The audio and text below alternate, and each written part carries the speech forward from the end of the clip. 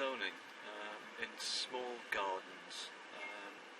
Now you might think that you don't want to use all the zones for that, but you can still apply them.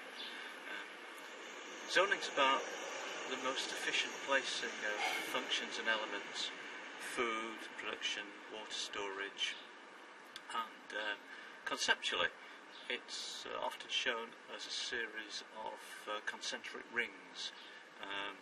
There are 6 zones, 7 if you like, radiating out from a central point.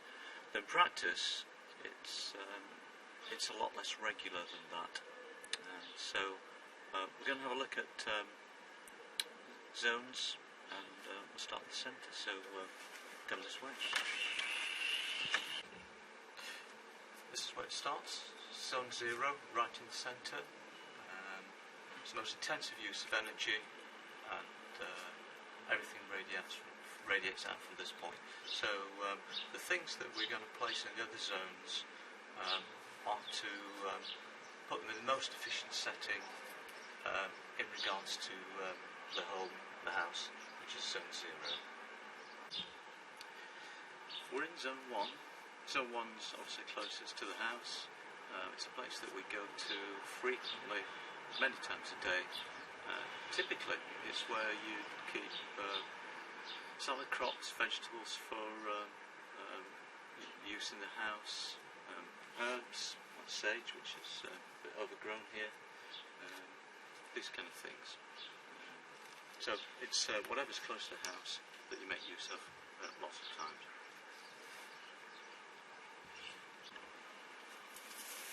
So we're in zone 2. Zone 2's obviously further out than zone 1, and it's a place that we wouldn't go that often in a day, maybe once, maybe twice. Typically fruit, apple trees, an orchard, other fruits. Some people might have some livestock, hens, or keep bees. See, there are none of those here, but apples, rhubarb, strawberries behind me, and also nearby an edible hedge with hawthorn, sloe, hazel and elder growing. So it's those kind of things that you keep in zone 2 typically. Well, you won't have zones 3 and 4 in a garden.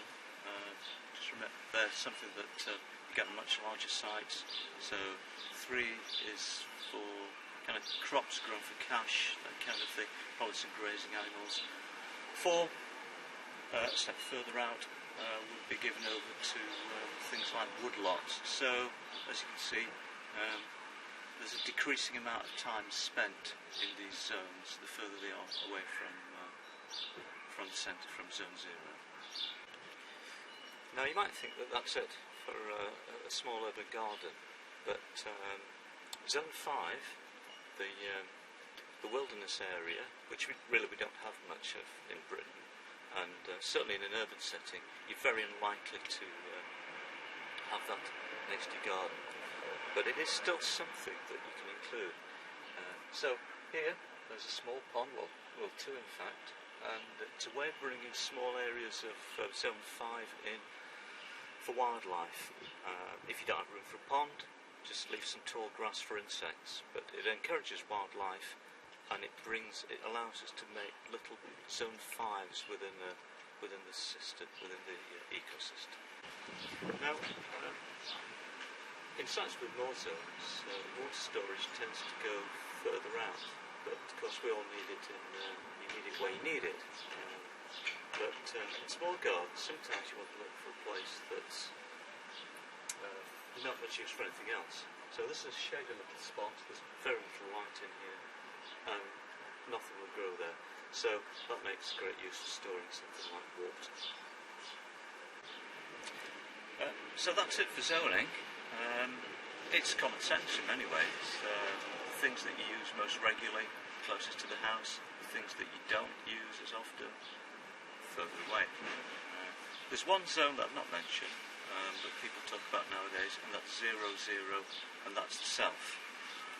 But if you want to find out about that, Graham Burnett has a very useful little booklet available on his website and spiral seed. So that's it for now. Thanks.